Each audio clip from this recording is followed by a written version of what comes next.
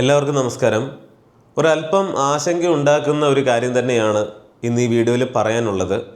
കാരണം ഒരുപാട് മലയാളി പ്രവാസികൾ ഗൾഫ് രാജ്യങ്ങളിലുണ്ട്. അവിടെ ഒന്നും ഒരു പ്രശ്നവുമില്ല, നമ്മുടെ ഇവിടെ മീഡിയകൾ ഒച്ചയെടുക്കുന്നത് പോലെ എന്നൊക്കെ നമ്മൾ റീൽസായിട്ടും ഒക്കെ കാണുന്നുണ്ട്. അത് നിലവിൽ ശരിയുമാണ്. പക്ഷേ ഇവിടെ ഒരു കാര്യം മനസ്സിലാക്കേണ്ടത്, ഇറാൻ ഇപ്പോൾ ഈ US ബേസുകളൊക്കെ GCC കൺട്രീസിലുള്ളതിനെ ആക്രമിക്കുമ്പോൾ അവരതിനു വേണ്ടി ഉപയോഗിക്കുന്നത് വളരെ ചീപ്പായിട്ടുള്ള ഷാഹിദ് പോലെയുള്ള ഡ്രോൺസ് ആണ്. അത് ഒരെണ്ണത്തിൻ്റെ വില എന്ന് പറഞ്ഞാൽ ഇന്ത്യൻ രൂപയിൽ ഒരു 16 ലക്ഷം മുതൽ 20 ലക്ഷം രൂപ വരെ മാത്രമാണ്. വളരെ ചീപ്പാണെന്ന് പറയാം. എന്നാൽ ഇത്തരത്തിലുള്ള ഒരു ഡ്രോണിനെ മിസൈൽ അയച്ച് നശിപ്പിക്കുവാൻ വേണ്ടി മറുവശത്തുനിന്ന് വരുന്ന ചിലവ് എത്രയാണ്?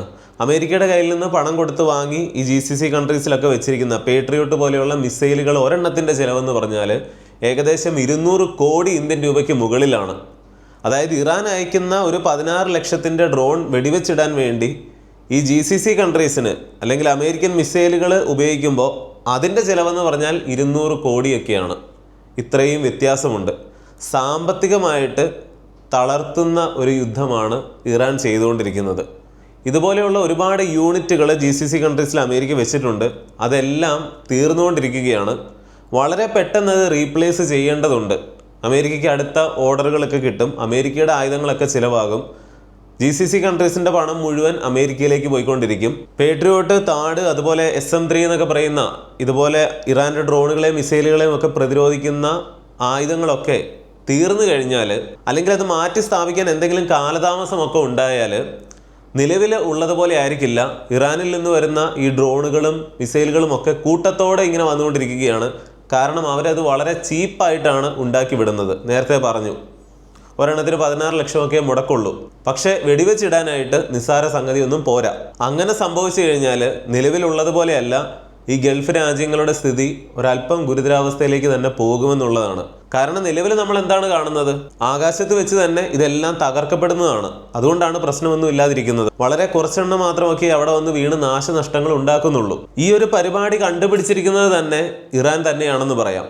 അതിനു മുൻപ് പ്രധാനപ്പെട്ട ഒരു കാര്യം നിങ്ങളെ പരിചയപ്പെടുത്തുകയാണ്. പലരും കമന്റിൽ ചോദിക്കാറുണ്ട്, നമ്മുടെ വരുമാനം എങ്ങനെ വർദ്ധിപ്പിക്കാം? നിയമപരമായ രീതിയിൽ നിങ്ങളുടെ വരുമാനം വർദ്ധിപ്പിക്കാൻ പറ്റുന്ന ഒരു നല്ല ഓപ്ഷൻ പരിചയപ്പെടുത്താം. മാർക്കറ്റ് വോൾഫ് ഇന്ത്യയിൽ വളരെ വേഗത്തിൽ വളരുന്ന സെബിയിൽ രജിസ്റ്റർ ചെയ്തിട്ടുള്ള ഒരു ആപ്ലിക്കേഷനാണിത്. ഇതെങ്ങനെ ഉപയോഗിക്കണമെന്ന് നിങ്ങൾക്ക് കാണിച്ചു തരാം. ഞാൻ എൻ്റെ പിൻ ഉപയോഗിച്ച് ലോഗിൻ ചെയ്തു. ഇവിടെ ഫോളോ ട്രെൻഡ് എന്നൊരു ഫീച്ചർ കാണാം. ആളുകൾ ഇതിനകം ലാഭം നേടിയ തത്സമയ ട്രേഡുകൾ നിങ്ങൾക്ക് ഇവിടെ കാണാൻ സാധിക്കും. ഞാൻ ഫോളോ ട്രെൻഡിൽ ക്ലിക്ക് ചെയ്തു. എൻ്റെ ട്രേഡിംഗ് തുടങ്ങി. നിങ്ങൾക്ക് ഇവിടെ വളരെ ചെറിയ തുക ഉപയോഗിച്ച് പോലും ട്രേഡ് ചെയ്യാനായിട്ട് സാധിക്കും. മറ്റ് പല ആപ്പുകൾക്കുമൊക്കെ ഇതിന്റെ 3 ഇരട്ടി പണം വരെ ആവശ്യമായിട്ട് വന്നേക്കാം. ഇനി വലിയ നഷ്ടം സംഭവിക്കുമോ എന്നാണ് നിങ്ങളുടെ ആശങ്കയെങ്കിൽ അതിനും ഒരു പരിഹാരമുണ്ട്. ഒരു ഇൻബിൽറ്റ് സ്റ്റോപ്പ് ലോസ് ഫീച്ചർ. അതായത് നിങ്ങളുടെ നഷ്ടം ഒരു നിശ്ചിത ലെവലിൽ എത്തുമ്പോൾ അത് ഓട്ടോമാറ്റിക് ആയിട്ട് നിങ്ങളുടെ ട്രേഡിംഗ് നിർത്തുകയാണ്. അതിനാൽ നിങ്ങൾക്ക് കൂടുതൽ നഷ്ടം സംഭവിക്കില്ല. നോക്കൂ, ട്രെൻഡിനൊപ്പം ലാഭം നീങ്ങിക്കൊണ്ടിരിക്കുന്നു. ഞാൻ സ്റ്റോപ്പ് ട്രേഡ് ക്ലിക്ക് ചെയ്തു. വളരെ കുറഞ്ഞ സമയത്തിനുള്ളിൽ എനിക്ക് 2065 രൂപ ലാഭം ബുക്ക് ചെയ്യാൻ സാധിച്ചു. നിങ്ങൾക്കിവിടെ കമ്മോഡിറ്റീസും ട്രേഡ് ചെയ്യാം. Gold, silver, crude oil, natural gas തുടങ്ങിയ കാര്യങ്ങളൊക്കെ നിങ്ങൾക്കിവിടെ എളുപ്പത്തിൽ ട്രേഡ് ചെയ്യാം. രാവിലെ 9 മണി മുതൽ അർദ്ധരാത്രി 12 മണി വരെ. മാർക്കറ്റ് വോൾഫ് നിങ്ങൾക്ക് ഫ്രീ ട്രേഡ് റെക്കമെൻഡേഷൻസ് നൽകുന്നുണ്ട്. നോക്കുക, ആളുകൾ ഇവയിലൂടെ ഫെബ്രുവരിയിൽ 3 ആഴ്ചയ്ക്കുള്ളിൽ 39,363 രൂപ, ഒരൊറ്റ ദിവസം കൊണ്ട് 15,239 രൂപ, 2025 വർഷത്തിൽ 5,03,940 രൂപ എന്നിങ്ങനെ ലാഭം ബുക്ക് ചെയ്തിട്ടുണ്ട്. ഈ ലാഭങ്ങൾക്കൊന്നും മാർക്കറ്റ് വോൾഫ് ഒരു കമ്മീഷനും ഈടാക്കുന്നില്ല. വെറും 99 രൂപയുടെ ആജീവനാന്ത ഫീസ് കൊടുത്തുകൊണ്ട് നിങ്ങൾക്ക് ഇതെല്ലാം ആക്സസ് ചെയ്യാം. മാർക്കറ്റ് വോൾഫിന് ഇതിനോടകം 2 മില്യണിലധികം ഡൗൺലോഡ്സ് ഉണ്ട്. ആളുകൾ ഇത് അവരുടെ സാമ്പത്തിക ഭാവി സുരക്ഷിതമാക്കാൻ ഉപയോഗിക്കുന്നു. പിന്നെ നിങ്ങൾ എന്തിനാണ് കാത്തിരിക്കുന്നത്? തീർച്ചയായിട്ടും ലിങ്ക് ചെക്ക് ചെയ്യുക. മാർക്കറ്റ് വോൾഫ് ഒന്ന് ഡൗൺലോഡ് ചെയ്ത് നോക്കുക. നമുക്ക് വീഡിയോയിലേക്ക് തിരിച്ചു വരാം. ഇസ്രായേൽ കാലങ്ങളായിട്ട് നേരിടുന്നതും ഇതേ പ്രശ്നമാണ്. കാരണം ഈ അയൺ ഡോം എന്നൊക്കെ പറയുമ്പോൾ അപ്പുറത്ത് ഗാസയിൽ നിന്ന് ഈ ഹമാസൊക്കെ വളരെ ചീപ്പായിട്ടുള്ള വെറും ഒരു ഇരുമ്പ് പൈപ്പിലൊക്കെ, അതിനൊക്കെ ഓരോ പേര് പറയും, വളരെ ചീപ്പായിട്ടുള്ള മിസൈലുകൾ ഉണ്ടാക്കി 100 കണക്കിന് ഇങ്ങനെ അയച്ചുകൊണ്ടിരിക്കുമ്പോൾ ഇത് വളരെ കുറഞ്ഞ ചെലവിലാണ് അവർ കത്തിച്ചു വിടുന്നത്. പക്ഷേ ഇതിനെ ഇൻ്റർസെപ്റ്റ് ചെയ്ത് ആകാശത്ത് വെച്ച് തന്നെ തകർക്കുവാൻ വേണ്ടിയിട്ട് ഇസ്രായേലിന് വരുന്ന ഒരു മിസൈലിൻ്റെ ചിലവെന്ന് പറഞ്ഞാൽ കോടികളാണ്. അതേ കാര്യമാണ് നിലവിലിപ്പോൾ ഈ GCC കൺട്രീസിലും സംഭവിച്ചുകൊണ്ടിരിക്കുന്നത്. ഇതിനിടയിൽ കുവൈറ്റ് അമേരിക്കയുടെ തന്നെ 3 യുദ്ധവിമാനങ്ങൾ അബദ്ധത്തിൽ വെടിവെച്ചിട്ടു. വിശാല മനസ്കനായ അമേരിക്ക അത് ക്ഷമിച്ച് കാണുമെന്നൊക്കെ നമുക്ക് കരുതാം. പക്ഷേ ഇവിടെ നടക്കുന്നത് എന്താണെന്നൊന്ന് ചിന്തിച്ചു നോക്കുക. അമേരിക്കയുടെ ആയുധ കച്ചവടമാണ്. സൗദി അറേബ്യ എന്ന് പറയുന്ന രാജ്യം ലോകത്തെ ഏറ്റവും അധികം ക്രൂഡ് ഓയിലൂടെ ലാഭമുണ്ടാക്കുന്ന രാജ്യമാണ്. ഈ വെനസ്വേലയുടെ ഓയിലൊക്കെ ഏറ്റവും അധികം റിസർവ് അവിടെ ഉണ്ടെന്ന് പറഞ്ഞാൽ പോലും അതൊക്കെ ഉൽപ്പാദിപ്പിച്ചെടുക്കാനായിട്ട് ചിലവ് കൂടുതലാണ്.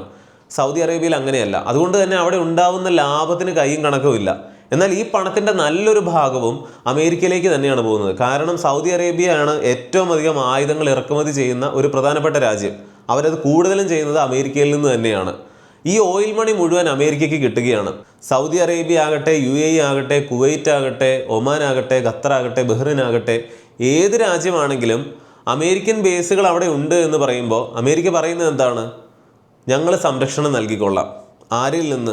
എഴുതപ്പെടാത്തൊരു കാര്യം എന്ന് പറഞ്ഞാൽ ഞങ്ങളിൽ നിന്ന് തന്നെ. ഞങ്ങൾ പ്രശ്നമൊന്നും ഉണ്ടാക്കുന്നില്ല. ഈ പെട്രോ ഡോളർ വ്യവസ്ഥയൊക്കെ നിൽക്കുന്നത് തന്നെ എങ്ങനെയാണ്? അമേരിക്ക അവിടെ പറയുന്നുണ്ട്, ഇറാൻ അല്ല ആര് നിങ്ങളെ ആക്രമിക്കാൻ വന്നാലും ഞങ്ങൾ നോക്കിക്കോളാം. ആ പേരിൽ അമേരിക്ക ഇതുപോലെ ഈ രാജ്യങ്ങളിലേക്ക് ആയുധങ്ങൾ വിൽക്കുന്നു.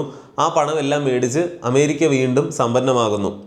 അമേരിക്കൻ ആയുധ കമ്പനികൾ. നിലവിൽ ഇറാൻ ആക്രമിക്കപ്പെടുമ്പോഴും അമേരിക്കയ്ക്ക് എന്താണ് കുഴപ്പം? അവർക്ക് ഇത്രയും മിലിറ്ററി പവറും ഉണ്ട്. അവരുടെ 2 ന്യൂക്ലിയർ എയർക്രാഫ്റ്റ് കാരിയേഴ്സ് ഒക്കെ അവിടെ വന്ന് കിടക്കുന്നുണ്ട് എന്നുള്ളതല്ലാതെ അമേരിക്കയ്ക്ക് ഒരു പ്രശ്നവുമില്ല. ഇസ്രായേലിന് പിന്നെയും റിസ്ക് ഉണ്ട്. അവർക്ക് കുറേ അടി ഇപ്പോൾ കിട്ടുന്നുമുണ്ട് എന്ന് നമ്മൾ കാണുന്നതാണ്. അമേരിക്കയ്ക്ക് ഒരു പ്രശ്നവുമില്ല. ഇസ്രായേൽ ആണെങ്കിലും അമേരിക്കയുടെ ആയുധങ്ങൾ വാങ്ങുന്നുണ്ട്. ഈ പറയുന്ന GCC കൺട്രീസിലെ US ബേസുകളിലേക്ക് മറ്റുമൊക്കെയാണ് ഇറാൻ മിസൈലുകളും ഡ്രോണുകളും ഒക്കെ തൊടുത്തു വിടുന്നത്. ഇതിനെയൊക്കെ പ്രതിരോധിക്കുന്നതോ അവർ അമേരിക്കയുടെ കയ്യിൽ നിന്ന് പണം വാങ്ങി വെച്ചിരിക്കുന്ന ഈ മിസൈലുകൾ ഉപയോഗിച്ചുകൊണ്ട്. അതിൻ്റെ എല്ലാം സ്റ്റോക്ക് തീർന്നുകൊണ്ടേ ഇരിക്കുകയാണ്. പുതിയ ഓർഡറുകൾ അമേരിക്കയ്ക്ക് കിട്ടിക്കൊണ്ടിരിക്കുകയാണ്. എങ്ങനെ നോക്കിയാലും ഗുണിച്ചാലും ഹരിച്ചാലും അമേരിക്കയ്ക്ക് ലാഭം. ഇനി വേറൊരു കാര്യം ചിന്തിച്ച് നോക്കുക. ഇറാനിലെ ഈ കാര്യങ്ങളൊക്കെ ചെയ്യുന്നതിന് മുൻപേ തന്നെ വെനസ്വേലയെ അമേരിക്ക അങ്ങ് കൺട്രോളിലാക്കി. ലോകത്തെ ഏറ്റവും ക്രൂഡ് ഓയിൽ റിസർവ് ഉള്ള രാജ്യമാണ് വെനസ്വേല എന്ന് പറയുന്നത്. അവിടുത്തെ പ്രസിഡന്റിനെ കിഡ്നാപ്പ് ചെയ്തുകൊണ്ട് പോയിട്ട് അവിടുത്തെ ഓയിലൊക്കെ അങ്ങ് സേഫ് ആക്കി വെച്ചു. കാരണം ഇനി ഇറാന് അല്ലെങ്കിൽ ഈ പറയുന്ന മിഡിൽ ഈസ്റ്റിലെ പല രാജ്യങ്ങളും, ഏറ്റവും കൂടുതൽ ക്രൂഡ് ഓയിൽ ഉൽപ്പാദിപ്പിക്കുന്ന രാജ്യങ്ങളൊക്കെ സൗദി അറേബ്യ, UAE, കുവൈറ്റ് ഇങ്ങനെയുള്ള രാജ്യങ്ങളൊക്കെ ഹോർമൂസ് കടലിടുക്കും ഒക്കെ അടച്ചതൊക്കെ കൊണ്ട് തന്നെ എണ്ണയുടെ സപ്ലൈയിൽ വലിയ കുറവുണ്ടാവും. അപ്പോഴൊക്കെ അമേരിക്കയ്ക്ക് ഒരു തരത്തിൽ സേഫ് ആയിട്ട് ഈ വെനസ്വേലയുടെ കൺട്രോൾ ഉണ്ട് എന്നുള്ള കാര്യം കൂടി ഓർക്കണം. വെനസ്വേലയുടെ എണ്ണ ഏറ്റവും അധികം വിറ്റഴിക്കുവാനായിട്ട് ഇപ്പോൾ അമേരിക്കൻ എണ്ണ കമ്പനികളൊക്കെ അവരെ പ്രേരിപ്പിച്ചുകൊണ്ടിരിക്കുകയാണ്. അപ്പോൾ ഇറാനെ അങ്ങ് പിടിക്കുന്നതിന് മുൻപ് വെനസ്വേലയെ അങ്ങ് സേഫ് ആക്കി വെച്ചു, അമേരിക്കയുടെ കക്ഷത്തിലാക്കി വെച്ചു. ഇനി വേറൊരു കാര്യമുണ്ട്. ഇറാനിൽ നിന്നാണെങ്കിലും വെനസ്വേലയിൽ നിന്നാണെങ്കിലും ഏറ്റവും അധികം ക്രൂഡ് ഓയിൽ വാങ്ങിക്കൊണ്ടിരുന്നത് ചൈനയാണ്. അതായത് നിലവിൽ വെനസ്വേലയുടെ കാര്യമാണെങ്കിലും ഇറാന്റെ കാര്യമാണെങ്കിലും ഇതുമൂലം എണ്ണയുടെ കാര്യത്തിൽ ഒരു ക്ഷീണം സംഭവിച്ചിരിക്കുന്നത് ചൈനയ്ക്കാണ്.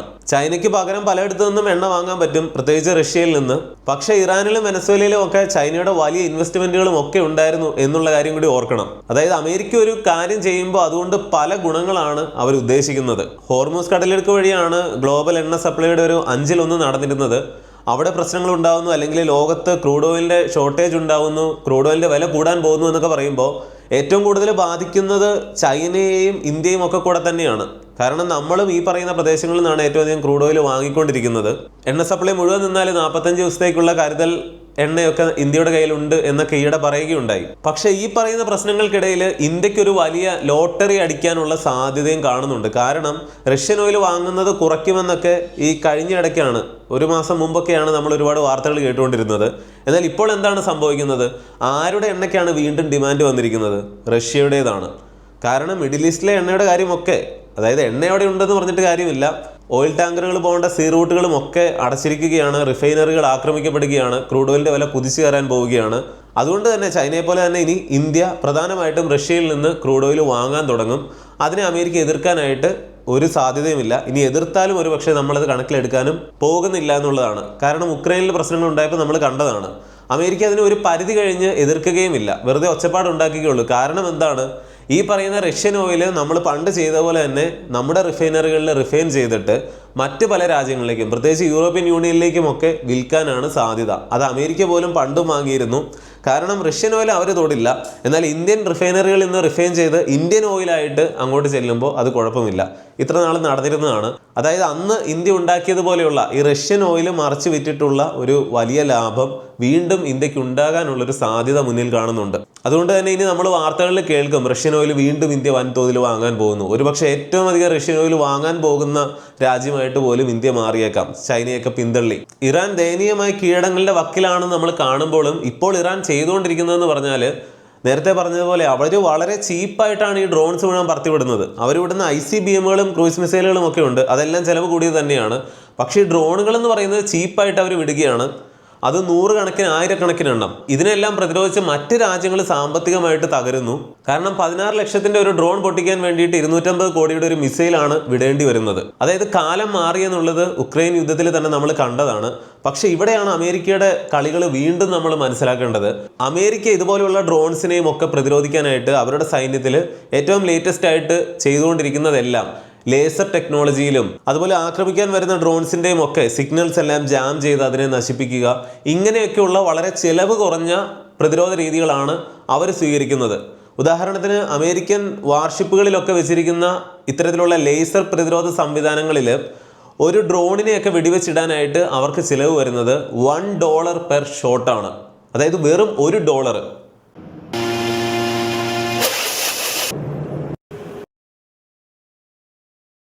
നേരെ മറിച്ച് ഇവിടെ നോക്കൂ, അമേരിക്കയുടെ കയ്യിൽ ഇത്തരം സാധനങ്ങളുണ്ട്, അതൊന്നും അവർ വിൽക്കുന്നില്ല. നേരെ മറിച്ച് GCC കൺട്രീസിൽ അവർ കൊടുത്തിരിക്കുന്നത് നോക്കുക. ഇറാൻ്റെ ഒരു ഡ്രോണിനെ വെടിവെച്ചിടാൻ വേണ്ടിയിട്ട് 250 കോടി രൂപയുടെ ഒരു മിസൈലൊക്കെയാണ് അയക്കേണ്ടി വരുന്നത്. അമേരിക്കയ്ക്ക് നല്ല ഉദ്ദേശമാണെങ്കിൽ ഈ പറഞ്ഞ ലേസർ വെപ്പൺസ് ഒക്കെ GCC കൺട്രീസിന് കൊടുത്താൽ പോരെ.